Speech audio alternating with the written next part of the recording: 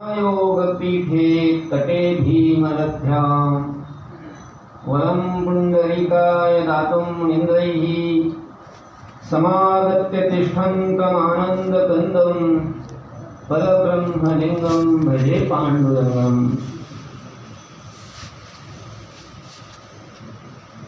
भीमरथ्यां तटे महायोगपीठे पुण्डरीकाय वरं दातुं मुनीन्द्रैः समागत्य तिष्ठन्तम् आनन्दकन्दं परब्रह्मलिङ्गं पाण्डुरङ्गं भजे।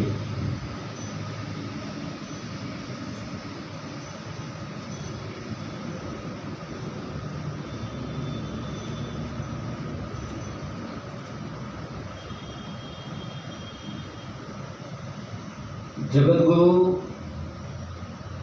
शंकराचार्य या प्रस्तुत श्लोकातून पांडुरंगाला नमन करतात. पांडुरंगाची स्तुती करून, पांडुरंगाचं वर्णन करून पांडुरंगाला नमन करतात. पांडुरंग अष्टकातील प्रथम क्रमांकाचा हा श्लोक आहे.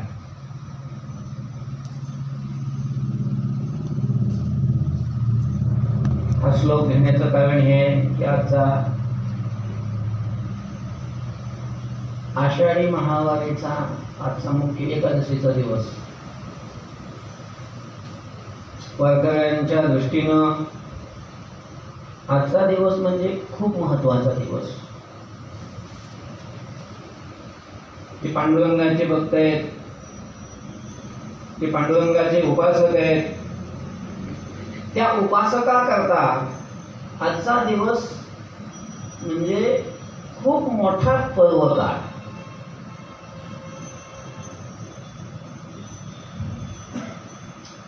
आणि म्हणून आजच्या दिवशी सर्व वारकरी, सर्व पांडुरंगाचे भक्त हे पांडुरंगाच्या दर्शनाला पंढरी या क्षेत्राला पंढरपूरला जात असतात. पांडुरंगाने स्वतः तसं सांगून ठेवलेलं आहे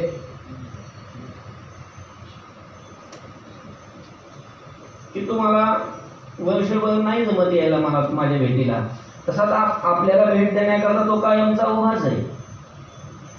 वाटच पाहतोय तो, वाट पाहे उभा भेटीची आवडी.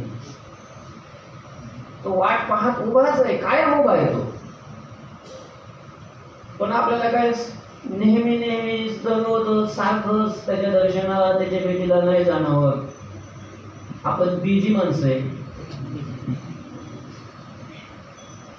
संसारामध्ये आपण व्यस्त आहे. आणि मग देवाने सांगितलं की नाही बाबा तुम्हाला इतर वेळेला शक्य होत, पण कमीत कमी आषाढी एकादशीला आणि कार्तिकी एकादशीला या 2 दिवशी तरी तुम्ही मला भेटण्याला काय करू नका, सुखू नका. तुम्हाला संसार करायचा ना, सुखानं संसार करा. सुखे करावा संसार, न संडावे दोन्ही वार. सुखानं संसार करा, पण हे 2 वार सोडू नका, ते चुकू देऊ नका. कोणते 2? आषाढी कार्तिकी विसरू नका. सांगत से गुर पांडुरंग. आषाढी आणि कार्तिकी या 2 वाऱ्या चुकू देऊ नका. स्वतः देवाने सांगितलं आपल्या स्वतःच्या भक्तांना, या 2 वाऱ्या एरवी तुम्ही नका माझ्याकडे येऊ, पण या 2 वाऱ्या चुकू देऊ नका. आणि काय आपलं दुर्भाग्य, 2 वर्षापासून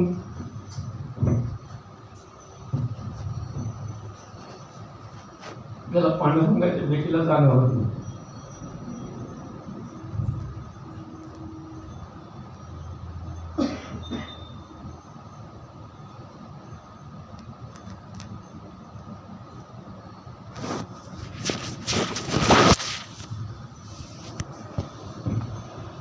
तिथं तर नाही जाता आलं, कमीत कमी इथून आपण पांडुरंगाचं वर्णन करावं, आपल्याला पांडुरंगाचं वर्णन घडावं म्हणून प्रस्तुत हा आचार्यांचा श्लोक चिंतनाला आज निवडलेला आहे. आचार्य या श्लोकातून पांडुरंगाची स्तुती करून पांडुरंगाला नमस्कार करतात. पूर्वी भ्रमण करत असताना ज्या वेळेला आचार्य पंढरी या क्षेत्रामध्ये गेले, पंढरी क्षेत्रामध्ये गेल्यानंतर पांडुरंगाच्या विग्रहाचं आचार्यांना दर्शन झालेलं आहे आणि आचार्यांना दर्शन झाल्यानंतर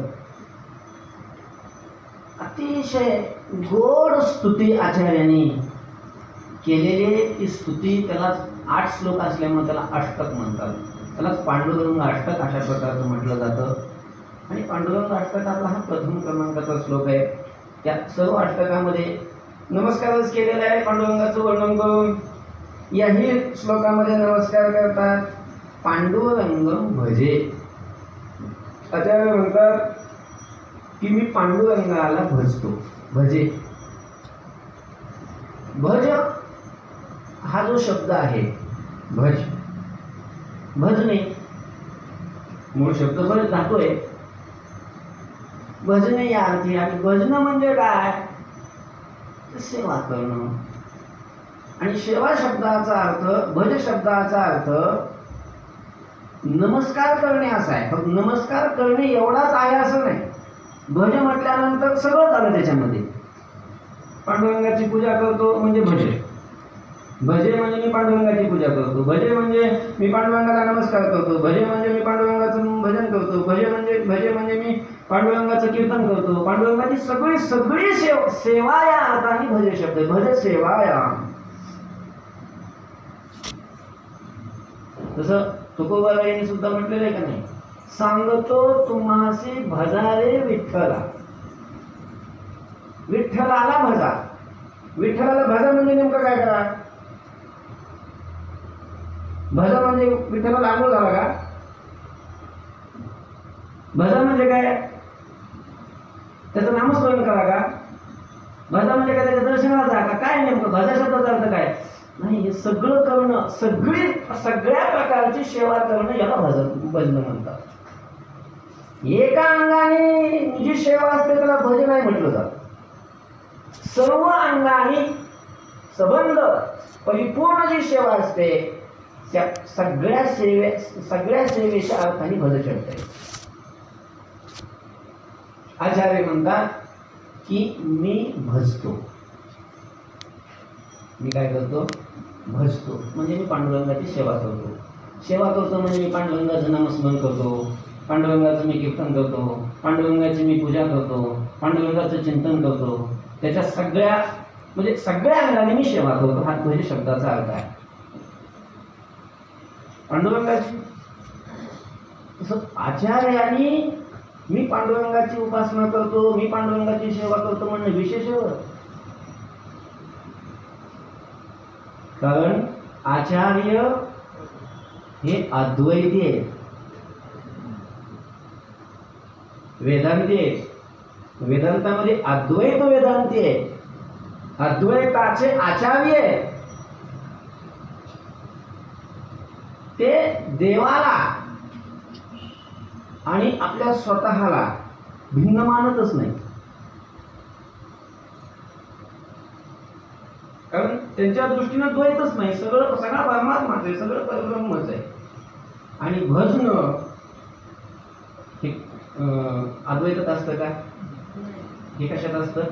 द्वैतात असतं. पण काय त्या क्षेत्राचा महिमा, काय त्या देवाचा महिमा, काय म्हणायचं ते म्हणा. पण अद्वैताचे असणारे आचार्य जगद्गुरु शंकराचार्य ते सुद्धा परमात्म्याची भेट झाल्यानंतर, पांडुरंगाची भेट झाल्यानंतर, पांडुरंगाला पाहिल्यानंतर भजे म्हणतात. भजे, मी भजतो. पांडुरंगम भजे. पांडुरंगाला मी भजतो. पांडुरंग कोण आहे? पांडुरंग कुठला आहे? हा पांडुरंग कसा आहे? तो त्याचं स्वरूप कसं आहे? या सगळ्या गोष्टीचं वर्णन आचार्यांनी या श्लोकामध्ये केलेलं आहे. आपल्या साधू संतांनी सुद्धा कोण आहे कुठे आहे तसा सगळा सगळा परिचय दिलेलाच आहे. साधू संतांनी सांगा हा कुठला आहे पांडुरंग, फार लांबून साधू संतांनी सुद्धा सांगायला सुरुवात केली. मृत्यूलोकी एक नगर, कुठला या पांडुरंग मृत्यू लोकातला आहे. मृत्यूलोकी एक नगर, त्याचे नाव पंढरपूर. मृत्यू लोकामध्ये पंढरपूर नावाचं नगर आहे आणि त्या नगरामध्ये राहणारा हा पांडुरंग आहे. बर, मृत्यू लोकामध्ये मृत्यू लोक खूप मोठा आहे. मृत्यू लोकामध्ये नेमका कुठे राहतो हा, कुठे आहे नेमका? मग जम्बू या द्वीपामाची एकच पंढरपूर. मृत्यू लोकांमध्ये जम्बू द्वीप आहे आणि जम्बू द्वीपामध्ये पंढरपूर एक आहे गाव आहे. जम्बू द्वीपामध्ये जम्बूद्वीप पण खूप मोठा आहे ना. आता त्याचं परिमाण वगैरे सांगत बसत नाही जम्बूद्वीप किती मोठा आहे. जम्बूद्वीपही खूप मोठा आहे. मग जम्बूद्वीपामध्ये एक भीमा नदी वाहते आणि भीमा नदीच्या तीरावर एक पंढरपूर नावाचं गाव वसलेलं आहे. भीमा तीरी एक वसुली, त्याचे नाव पंढरपूर. तेथील मुकाशी चार भुजात्याशी व्हायला 16,000 रे, नाचत जाऊ त्याच्या गावारे खेळ्या सुख देईल निसावारे. भीमा नदीच्या तीरावर हे गाव आहे. कोणत्या पांडुरंगाला बसता तुम्ही? आचार्य सांगतात की जो कुठे आहे? तटे भीमरथ्याम, भीमरथ्याम तटे. भीमरथ्याच्या तटावर म्हणजे भीमा नदीच्या तीरावर. भीमा नदीच्या तीरावर पंढरपूर आहे. त्या पंढरपुरामध्ये परमात्मा आहे. ही भीमा नदी. तसं पंढरपूरमध्ये तिला चंद्रभागा म्हटलं जातं. चंद्रभागा फक्त पंढरपूर क्षेत्र पर्यंत तेवढी मर्यादित आहे.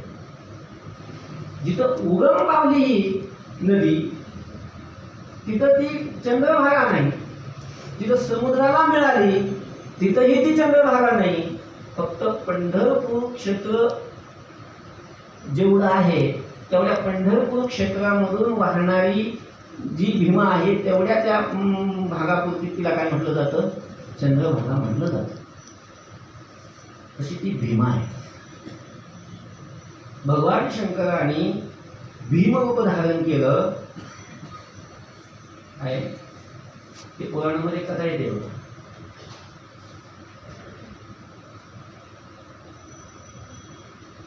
की तारकासुराचा वध झाला. तारकासुराचा वध केल्यानंतर त्या तारकासुराचे 3 मुलं होते. तारकाक्ष, कमलाक्ष आणि विद्युतमाली. ते सगळं काय वाटोमात विद्युतमालीच असेल त्याचं नाव. पण 3 मुलं होते. त्यांनी खूप तपश्चर्या केली. ब्रह्मदेवाला प्रसन्न करून घेतलं आणि ब्रह्मदेवाकडून वरदान प्राप्त करून घेतलं. आणि त्या वरदानामध्ये ब्रह्मदेवाकडून तिघांनी 3 नगर मागून घेतली. एक सोन्याचं, एक चांदीचं आणि एक लोखंडाचं. आणि हे 3 नगर म्हणजे हे 3 गावं तिघाला दिले एक एक. ते असे अंतराक्षामध्ये असे अंतराळामध्ये ते फिरत होते. जसे आता एक ग्रह फिरतात की नाही तसे ते फिरत होते. आणि ते अभेद्य होते. कोणालाही ते त्याचं भेदन करणं शक्य नव्हतं. असा ठराविक एक काळ होता पुष्य नक्षत्राच्या वेळी की त्या ठराविक काळापुरते काही क्षण एका रेषेत येत होते. आणि त्याच काळामध्ये जर कुणी त्या 3 पुरांचा जर नाश केला तर त्या तिघांचा मृत्यू होतो. अन्यथा त्यांचा मृत्यूच नाही. 3 पुरांचा एकाच वेळेला जो नाश करील त्यावेळेला त्या तिघांचा काय होईल? मृत्यू होईल. म्हणजे कोणाकडून शक्य नव्हतं. आणि तिन्ही ते अशा प्रकारचे ते असो शक्तीनं उन्मत्त झाले. सगळ्या जगाला त्राही करून सोडलं. पृथ्वीवर, पाताळामध्ये, स्वर्गामध्ये सगळं त्राही ज्या वेळेला झालं सगळे देव, ऋषी, मुनी सगळे भगवंताला शरण गेले. भगवान शंकराला शरण गेले. आणि भगवान शंकराला शरण गेल्यानंतर ह्या सगळ्या ऋषी मुनींना, देवादिकांना, मानवांना या असुरांच्या त्रासातून मुक्त करण्याकरता म्हणून भगवान शंकरांनी युद्ध सुरू केलं. आता ते युद्ध करत असताना जो भगवान शंकर निघत घेतला तो गत कसा होता, तो धनुष्य बाण वगैरे सगळ्या गोष्टीचं वर्णन खूप विस्ताराने आहे. ते खूप दिवस युद्ध चाललं. मध्ये बरेच विघ्न आले. नंतर गणेशाचं स्मरण केलं. गणेशाचं स्मरण करून पुन्हा युद्धाला आरंभ झाला. आणि तो ठराविक जो काळ होता तो काळ आल्यानंतर मग भगवान शंकरांनी एका बाणामध्ये त्या तिन्ही पुरांचा नाश केला. आणि मग तिन्ही पुरांचा नाश झाल्यावर त्या तिन्ही दैत्यांचा काय झाला, नाश होऊन गेला. आणि खूप दिवस युद्ध चाललेलं असल्यामुळे भगवान शंकर ते खूप थकलेले होते. खूप भयंकर अशा प्रकारचं भीमोठं रूप धारण केलेलं होतं. आणि अशा त्या अवस्थेमध्ये भगवान शंकर, आता ज्या ठिकाणी आपण त्याला भीमाशंकर म्हणतो, त्या पर्वतावर तिथं जाऊन भगवान थांबले. आणि मग तिथून त्यांच्या शरीराचा जो घाम इतका होता, तो घाम वाहायला लागला. त्याचा प्रवाह तयार झाला. त्याचीच काय झाली, ती नदी झाली. त्याला भीमा नदी म्हटलं जातं. अशी ती भीमा नदी मग पुढं ते कुठं येते, पंढरी या क्षेत्राला येते. आणि त्या पंढरी क्षेत्रामध्ये मग तिला चंद्रभागा अशा प्रकारचं नाव प्राप्त होतं. चंद्राला गुरुपत्नीचा दोष घडला होता, म्हणून गुरुने शाप दिला होता, क्षयरोगी होशील म्हणून. आणि मग पुन्हा तो चंद्र गुरुंना शरण गेला. उशाप मागितला. त्याने सांगितले मग तू पंढरी या क्षेत्रामध्ये लोहदंड तीर्थाच्या ठिकाणी जा, तिथे तपश्चर्या कर. माझा शाप पूर्ण नष्ट होणार नाही, पण काही त्याची काय होईल, त्याची शक्ती कमी होईल. फक्त अमावस्याला तुला पूर्ण अशा प्रकारचा क्षय होत राहील, इतर वेळेला तो कमी प्रमाणामध्ये राहील. आणि मग चंद्राने मग तिथं काय केलं, तप केलं आणि तो शापाची शक्ती कमी केली. म्हणून त्याला चंद्रभागा अशा प्रकारचं त्या तीर्थाला नाव पडलं. अशी ती चंद्रभागा म्हणजे मुळात ती भीमाच आहे. आचार्य म्हणतात की या भीमा नदीच्या तीरावर भीमरथ्यां तटे. आता भीमा नदीच्या तीरावर म्हटलं जिथं भीमाचा उगम झाला, ते समुद्राला मिळेपर्यंत भीमाच आहे ना. भीमाचं तर तीर्थ खूप मोठं आहे. मग हा पांडुरंग नेमका कुठे आहे तीरावर, भीमा नदीच्या तीरावर हा नेमका कुठं आहे. मग आचार्यांनी सांगितलं महायोग पीठे, जे महायोग पीठ आहे. महायोग पीठ, हा महायोग पीठामध्ये परमात्मा तिथं स्थित आहे. महायोग पीठ, महायोग पीठ म्हणजे काय, त्याच्या अगोदर पीठ म्हणजे काय, पीठ कशाला म्हणतात. पीठ शब्दाचा अर्थ आहे स्थान. पीठ म्हणजे काय, स्थान. मग महायोग, महायोगाचं जे स्थान त्याला म्हणतात महायोग पीठ. महायोगाचं स्थान, महायोग म्हणजे काय, जो महा म्हणजे मोठा, आणि योग शब्दाचा अर्थ आहे साधन. योग म्हणजे काय, साधन. काय, युज धातू आहे मुळात, मूळ धातू आहे युज. आणि त्या युज धातूचं योग हे रूप तयार झालेलं आहे. आणि तो युज धातू जोडणे या अर्थाचा आहे. जोडणे, युज्यते, जोडणे असा त्याचा अर्थ आहे. आणि मग योग या शब्दाचा अर्थ असा होतो की जे साधन जीवाला आणि परमात्म्याला जोडून देतं.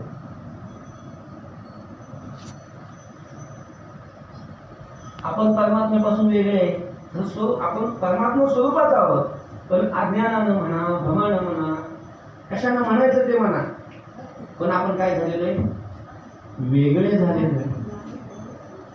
आपण स्वतःला वेगळं मानतोय, त्यामुळे आपण दुःख भोगतोय. मग शास्त्रामध्ये जे साधनं सांगितलेले ते साधनं काय करतात, मग कोणतंही साधन असो, ते कर्माचं साधन असो, ज्ञानाचं साधन असो, तीर्थयात्रेचं साधन असो, तपश्चर्याचं साधन असो, कोणतंही साधन असो, ही साधनं काय करतात? जीवाला परमात्म्यापर्यंत घेऊन जातात, जीवाला शिवाशी जोडतात, जीवाचं परमात्म्याचं ऐक्य घडवून देतात, जीवाला आणि परमात्म्याला एक करतात, हे जोडतात. जोडण्याचं काम हे साधनं करतात. आणि म्हणून साधनाला योग म्हणतात. म्हणून साधनाला काय म्हणतात? योग म्हणतात. म्हणून बघा तुम्ही गीतेमध्ये प्रत्येक अध्यायाच्या शेवटी योग शब्द आहे.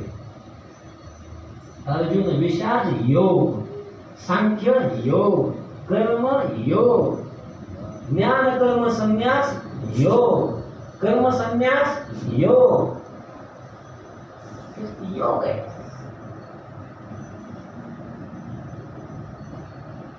पुरुषोत्तम योग, मोक्ष संन्यास योग, क्षेत्रज्ञ योग, योग आहे. कारण प्रत्येक अध्याय जीवाला परमात्म्याशी जोडणारे अध्याय, म्हणून त्या प्रत्येक अध्यायाला सुद्धा योग म्हटलेलं आहे. योग शब्दाचा अर्थ आहे साधन. योग म्हणजे साधन, जीवाला परमात्म्याशी जे जोडणारं साधन आहे त्याला योग म्हणतात. महायोग, महायोग शब्दाचा अर्थ आहे सर्व साधन म्हणजे महायोग. जसं आपल्याला युगाची गणना करत असताना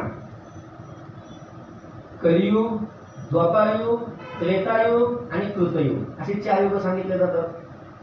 सांगितले जातात की नाही? आणि हे 4 युग एकत्र झाले त्याला काय म्हणतो आपण? महायुग. 4 युग मिळून काय? महायुग. तस परमात्म्याला ज्या साधनाने जोडलं जातं तो योग. आणि असे जेवढे परमात्म्याला जीवाला आणि परमात्म्याला जोडणारे जेवढे साधन आहेत ते सगळे एकत्र आले की त्याला नाव येतं महायोग. आणि अशा महायोगाचं स्थान पंढरपूर आहे, म्हणून त्याला महायोग पीठ आहे. महायोग पीठ. भीमा नदीच्या तीरावर महायोग पीठ जे आहे म्हणजे सर्व साधनं त्या ठिकाणी आहे. किंवा आपल्याला दुसरा अर्थ असा करता येईल अजून, योग म्हणजे साधन आणि महायोग म्हणजे सर्व साधनामध्ये जे श्रेष्ठ साधन आहे त्याला म्हणायचं महायोग. आणि परमात्म्याच्या प्राप्तीचं सर्वात श्रेष्ठ साधन जर कोणतं असेल तर ती भक्ती. तुका म्हणे मुकुट म्हणे हरी भक्ती. सर्व साधनामध्ये योग साधना असेल, कर्माचं साधन असेल, अजून कोणतं तीर्थयात्रेचं साधन, सगळ्या साधनामध्ये श्रेष्ठ साधन जर कोणतं असेल तर ते साधन कोणतं आहे? भक्ती हे स्थान, भक्ती हे साधन आहे. म्हणून भक्तीला महायोग म्हटलं जातं. महायोग. आणि या भक्तीचं मुख्य स्थान जर काय असेल, मुख्य स्थान जर कोणतं असेल तर ते कोणतं आहे? पंढरीय क्षेत्र आहे. म्हणून पंढरीला महायोग पीठ म्हटलं जातं. महायोगाचं ते स्थान आहे म्हणून महायोग पीठ. अशा त्या महायोग पीठामध्ये असणारा परमात्मा, भीमा नदीच्या तीरावर महायोग पीठामध्ये असणारा तो परमात्मा, पंढरपूरचा परमात्मा. पंढरपूरला हो, पंढरी या क्षेत्रामध्ये भीमा नदीच्या तीरावर महायोग पीठामध्ये तिथं कशाला राहतो? काय तिथं कशाला राहतो? तसं तर तो व्यापक आहे, सर्वत्र आहे. पण तरीही काही ठिकाणी तो विशेष रूपाने काय होतो? प्रगट होतो. काही ठिकाणी विशेष रूपाने राहतो. तर कशा करता आला पंढरी या क्षेत्राला? आचार्य सांगतात, पुंडलिकाय वरम दातुम. पुंडलिकाला वर देण्याकरता त्या ठिकाणी आला. पुंडलिकाला वर देण्याकरता हा कोण आहे? हा पुंडलिक. पुंडलिक हा मातृपितृभक्त आहे. वेगवेगळ्या पुराणामध्ये त्या पुंडलिकाविषयी वेगवेगळ्या कथा आहेत.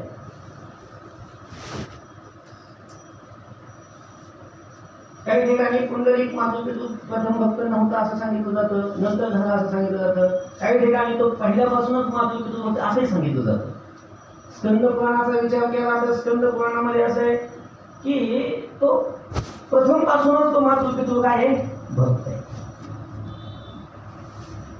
प्रथम पासून तो मात्या पित्याचा भक्त आहे. विष्णू पुराणाचा विचार केला तर विष्णू पुराणामध्ये पुंडलिकाची आलेली कथा वेगळी आणि पद्मपुराणाचा विचार केला तर पद्मपुराणामध्ये आलेली पुंडलिकाची कथा वेगळी. दोन्ही सांगतो तुम्हाला.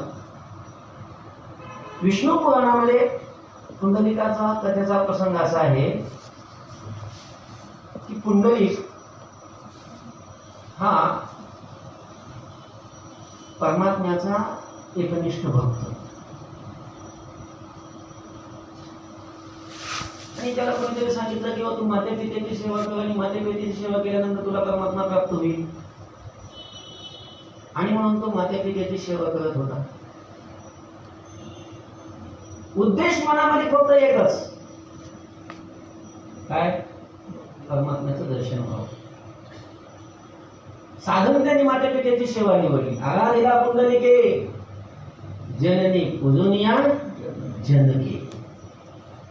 पुंडलिकानं पांडुरंगाची आराधना केली पण तो मंदिरात बसून पांडुरंगाला अभिषेक करून अशी आराधना नाही केली. मग मात्या पित्यांची पूजा करून मात्या पित्यांची सेवा, बरेच दिवस माते पित्यांची सेवा केली पण त्याला काय फल आपल्याला काय मिळाल्यासारखं काय वाटेना म्हणून त्याला त्या साधनाविषयी अनास्था निर्माण झाली. खूप दिवस साधना केली फल नाही मिळाले मग तसं होतं कधी कधी. तसं पुंडलिकाचं झालं आणि मग त्यांनी माते पित्याची सेवा सोडून दिली आणि काहीतरी तपश्चर्या करायला असं मनामध्ये विचार करून एका स्थानामध्ये जाऊन त्यानं तपश्चर्या केली. खूप दिवस तपश्चर्या केली. खूप दिवस तपश्चर्या केल्यानंतर एके दिवशीचा प्रसंग आहे. तो भिक्षा मागण्याकरता म्हणून एका गावात गेला. एका घरातून भिक्षा घेतली. मधुकरी अजून एक दोन घर मागायची होती म्हणून असं भिक्षा घेऊन रस्त्याने जात असताना एका झाडाखालून जाताना एक पक्षी झाडावर बसलेला होता. गिधी असं नाव आहे त्याचं. गिधाड आपण म्हणतो त्याला, गिधी. त्याच्यात ती मादी आणि नेमका पुंडलिकाचा खाली येणार आणि म्हणून तिनं विष्ठा टाकली. पुंडलिकानं पाहिलं. क्रोध आला पुंडलिकाला आपल्या अंगावर काही विष्ठा पडणार म्हणून. त्यानं असं क्रोधाने रागाने असं पाहिलं त्या विष्ठेकडं, त्या पक्षाकडं. तर त्या क्रोधाने ती विष्ठा अंगावर पडण्याच्या अगोदर ती विष्ठाही जळून गेली आणि ती जी पक्षिणी होती ती गिधी ती पण जळून गेली. पुंडलिकाच्या लक्षात बाप आपण तपश्चर्या केलो त्याचा हा प्रभाव आहे. आई वडिलांची सेवा केली होती काय फायदा नाही झाला. तपश्चर्या केली तर एवढं सामर्थ्य प्राप्त झालं. आपल्या ठिकाणी आता सामर्थ्य प्राप्त झालेलं आहे. अशा भावनेतून पुन्हा पुढे गेला. पुढे एका घरी गेल्यानंतर त्यानं भिक्षा मागितली. भिक्षा मागितल्यानंतर ती माऊली काही घरातून लवकर आली नाही. पतिव्रत होती. पतीची सेवा करत होती त्यामुळे त्याला लवकर येता आलं नाही आणि मग आता जाणार पुढं पण मग तेवढं ती काहीतरी भिक्षा देण्याकरता घेऊन आलेली आहे. पाहिलं, थांबला पण मग असं ज्या भावनेतून त्या पक्षाकडे पाहिलं तशाच भावनेतून हिच्याकडे लागला पाहायला. ती पतिव्रत होती, ती काय गिधाडी नव्हती. तिनं सांगितलं काय पुंडलिका काय विचार करतो, मी काही गिधी नाही की तू माझ्याकडे असं रागानं पाहिल्याबरोबर मी जळून जाईन. आश्चर्याचा धक्का वाटला कारण ही घटना जी घडली होती तिथं फक्त पुंडलिकाशिवाय दुसरं कोणी नव्हतंच आणि हिला कसं काय कळालं, हिनं काय साधन केलं, हिनं कोणतं तप केलं. भिक्षा हातात घेतल्या तसा तो बोलायला काय पुंडलिका. तिने ती भिक्षा हात खाली घेऊन हात जोडले नमस्कार म्हणाले माता माझ्या सोबत म्हणजे माझ्या जीवनामध्ये घडलेला हा प्रसंग, ही घटना तुला कशी कळाली? तू कोणती साधना केली, कोणती तपश्चर्या केली मला सांग बरं. ते सांग, ते मला का नाही प्राप्त झालं? मग तिनं सांगितलं, हे भगवान कुंडलिका, तप करण्याकरता शास्त्राने प्रत्येकाला वेगवेगळं तप सांगितलं. आपला आपला जो स्वधर्म आहे तो प्रत्येकाने तो स्वधर्म त्याचा अनुष्ठान करायला पाहिजे. ते अनुष्ठान तू करत नाहीस आणि त्याच्यामुळे तुझ्या ठिकाणी सामर्थ्य निर्माण होत नाही, त्याच्यामुळे तुला परमात्म्याचा साक्षात्कारही होत नाही. तू स्वतःचा धर्म सोडला आणि दुसऱ्याच्या धर्माचं तू अनुष्ठान करायला लागलास. कुंडलिका, आणि स्वतःचा धर्म कनिष्ठ जरी असला तरी तो स्वतःचा कनिष्ठ असलेला सुद्धा, निकृष्ट असलेला स्वधर्म सुद्धा तो कल्याणकारक असतो. आणि दुसऱ्याचा विशेष रूपाचा वाटलेला परधर्म पण तो आपल्याला भयावह असतो. स्वधर्मे निधनम श्रेय, परधर्म भयावह. आपल्या स्वतःच्या धर्माचं अनुसरण करत असताना मृत्यू जरी आला तरी तो कल्याणकारक आहे. तू तुझ्या धर्माचं अनुसरण करत नाहीस. मी माझ्या धर्माच्या अनुष्ठानात सोडलं नाही. मी पत्नी आहे तर पतीची सेवा हा माझा धर्म आहे. पतीची सेवा हीच पांडुरंगाची पूजा आहे. तू पुत्र आहेस तर पुत्र मात्या पित्यांची सेवा हाच पुत्राचा धर्म आहे. तर मात्या पित्यांची सेवा करणं हीच पांडुरंगाची महापूजा आहे. काय सेवा का? स्वामी काज गुरु भक्ती, पितृ वचन सेवापती. स्वामी काज गुरु. शिष्य असेल तो गुरुची सेवा करणं, गुरुची भक्ती करणं हा त्याचा धर्म आहे. पत्नी असेल तर पतीची सेवा करणं हा तिचा धर्म आहे. पुत्र असेल तर माते पित्याची सेवा करणं हा त्याचा, हीच महापूजा आहे. तू तुझी महापूजा करत नाहीस. ती पूजा तू सोडून दिली आणि दुसरी तपश्चर्या करायला लागला. कसं काय तुला फल प्राप्त होईल? मी तुझं काहीच करत नाही, फक्त पतीची सेवा करतो. आणि मग त्या तिचं ऐकून त्याचे डोळे उघडले. काय नाही म्हणे, जा म्हणे. एकदा त्या गावाचं नाव सांगितलं. ते गावाचं नाव नाही आठवत मला. त्या गावात आणि त्या कसायला भेट म्हणे. एकदा त्या गावात गेला, त्या कसायची चौकशी केली. त्या कसायला जाऊन भेटला तर गावाच्या बाहेर एक झाड, त्या झाडाखाली त्याची एक अशी झोपडी. त्या झोपडीमध्ये तो असा पशु मारायचा आणि त्याचं मांस विकत होता. आज एक मध्ये एक घर होतं छोटंसं, बाहेरच्या ते मांस सगळं ठेवलेलं. आज बराच वेळ जाऊन झाडाखाली बाजूला बसून त्यांनी त्याचं सगळं निरीक्षण केलं. मांस तोडायचा तो. आत जायचा, पुन्हा बाहेर यायचा, आत जायचा, बाहेर यायचा, विटायचा. दिवसभर तिथं थांबला. संध्याकाळी ते दुकान बंद करायच्या टायमाला ते अख्खा सयाने कुंडलिकाला पाहिलं. म्हणजे काय कुंडलिका, काय चाललाय विचार? गाडीला सगळा प्रसंग सांगितला. हे कसं काय, तुम्हाला एवढी शक्ती कसं काय? काय झालं विचार? काय नाही म्हणे, मी फक्त माता पित्याची सेवा करतो म्हणे. माझे माता पिता थकलेले आहेत, आपल्या घरामध्ये ते झोपलेले असतात, त्यांच्याजवळ मी असतो. त्यांना हात पाय दाबून देणं, त्यांना जे काही लागत असेल त्यांची सगळी मी सेवा करतो. आणि ते ज्या वेळेला मला जा आता दुकानात असं म्हणतील त्यावेळेला मी दुकानात येतो, नाही तर दुकान असं उलट मध्ये जातो.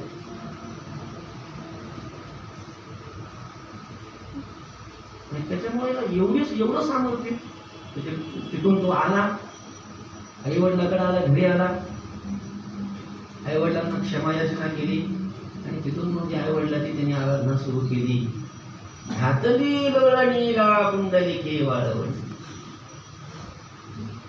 आणि मग पुढची कथा सगळ्या पुराणामध्ये मग सारखीच आहे. हा झाला विष्णू पुराणातला प्रसंग. पद्मपुराणामधल्या कथेचा आपण जर विचार केला तर मग आपण ते नेहमी ऐकतो की कुंडलिक तीर्थयात्रेला जात होता. प्रयागला गेल्याच्या नंतर कुकुट स्वामीच्या आश्रमात गेला. ते कुकुट स्वामीच्या दर्शनासाठी गंगा यमुना सरस्वती जात होत्या.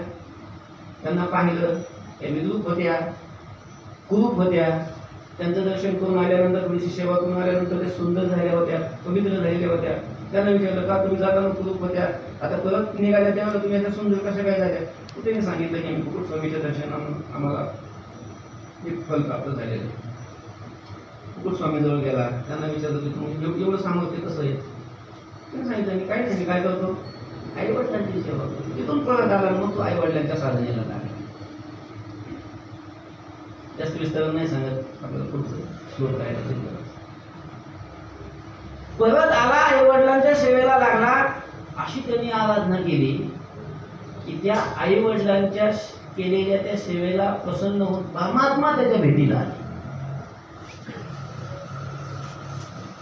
परमात्मा आला. कसा आला परमात्मा? कशाला आला? त्या पुंडलिकाला वर देण्याकरता. पुंडलिकाय वरम दातू. ज्या पुंडलिकाने परमात्म्याची महापूजा केली आणि तीही कशी मात्या पित्याची सेवा करून महापूजा जी घडली, अशा त्या पुंडलिकाला वर देण्याकरता परमात्मा आला. एकटा नाही आला. मग मुनींद्रही समागत्य. पंढरपूर या क्षेत्रामध्ये परमात्मा एकटा आलेला नाही. सगळ्या मुनी,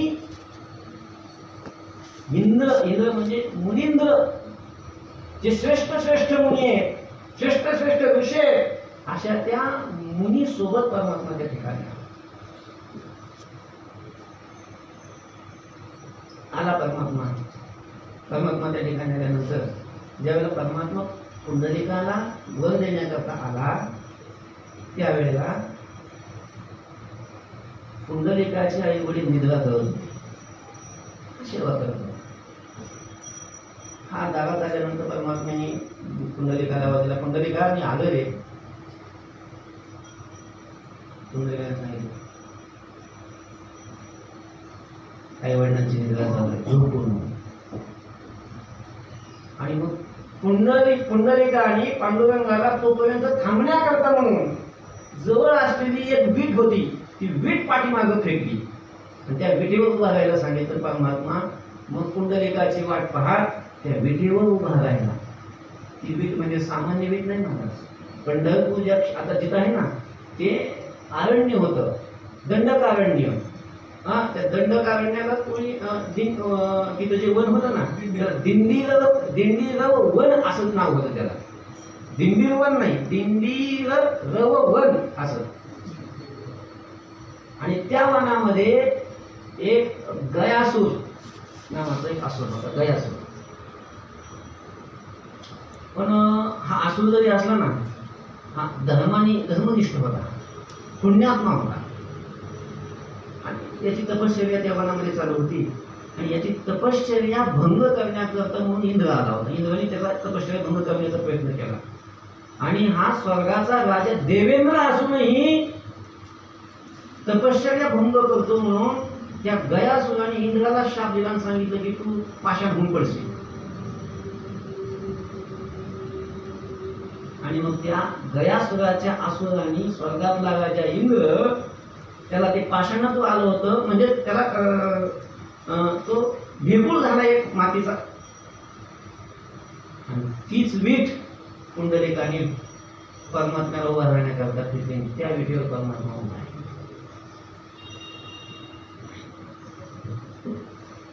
असा त्या विटेवर परमात्मा उभा राहिला. पुंडलिकाच्या आई वडिलांची निद्रा संपल्यानंतर पुंडलिक उठला, ते परमात्म्याचं ते रूप पाहिलं.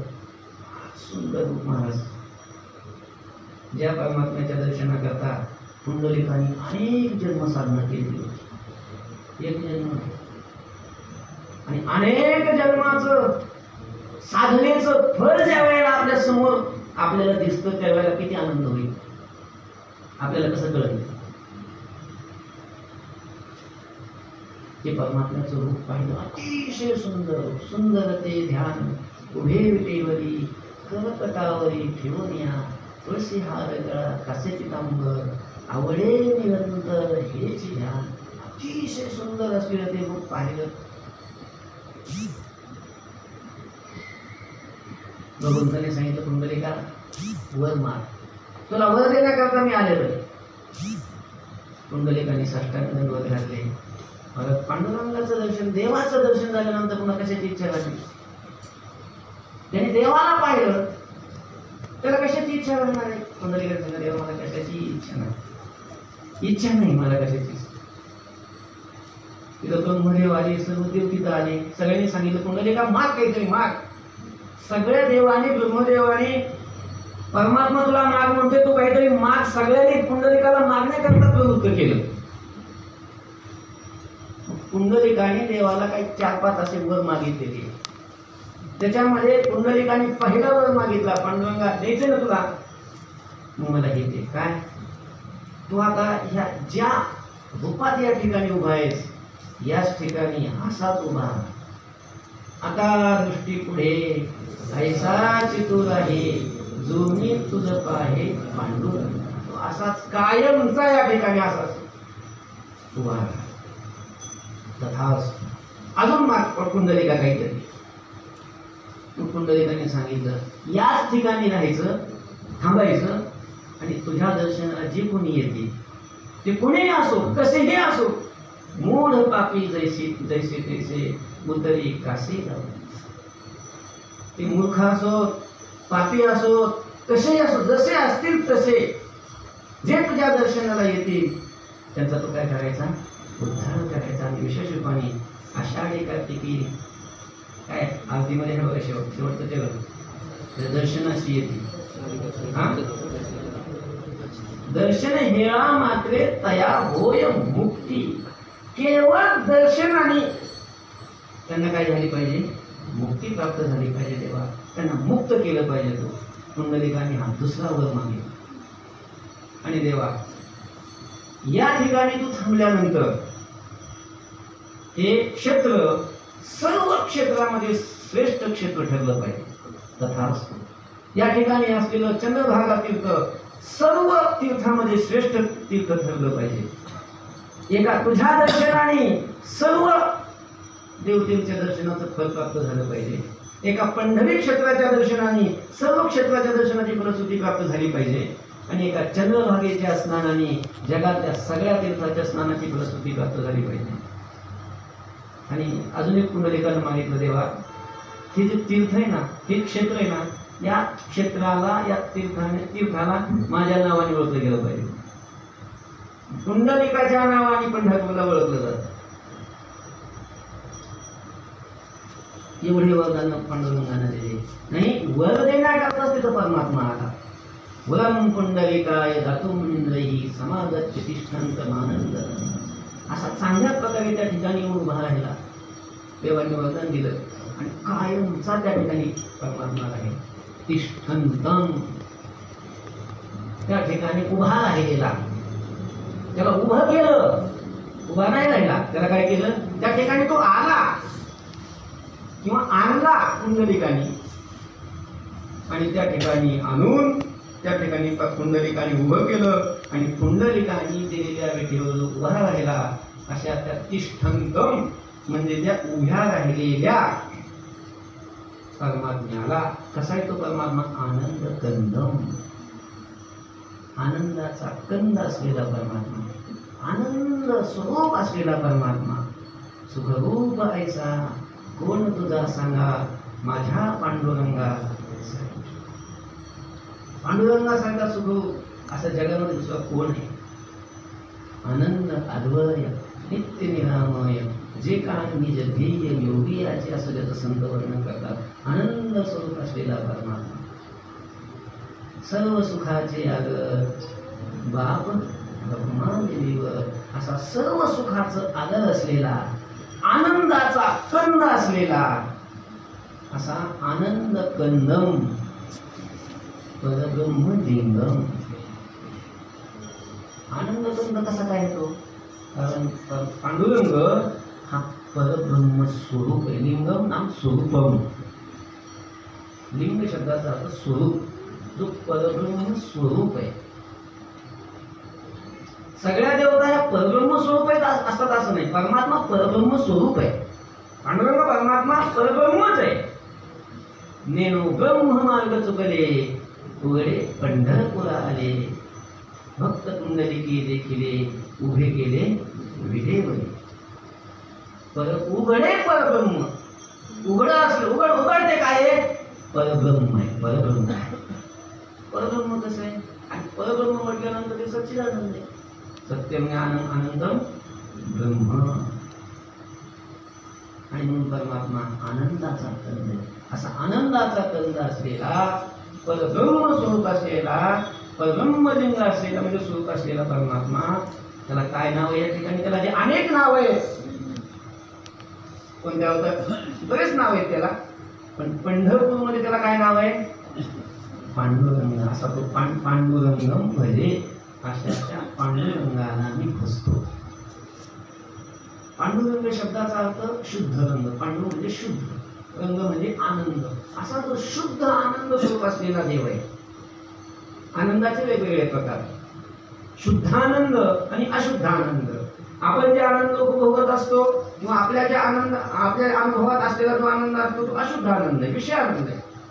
विषय या उपाधीने युक्त असलेला आनंद तो विषय आनंद किंवा अशुद्ध आनंद. परमात्मा त्याला कुठलीही उपाधी नाही, उपाधी रहित आहे, निरुपाधिक आहे. तो असा निरुपाधिक असलेला, उपाधी रहित असलेला असा केवळ शुद्ध आनंद त्याला म्हणतात पांडुरंग. आणि अशा त्या पांडुरंगाला मी काय करतो?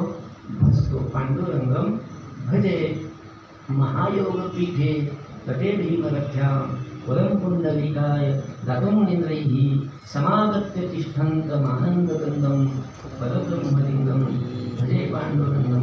पुण्डरीकवरदा हरिविठ्ठल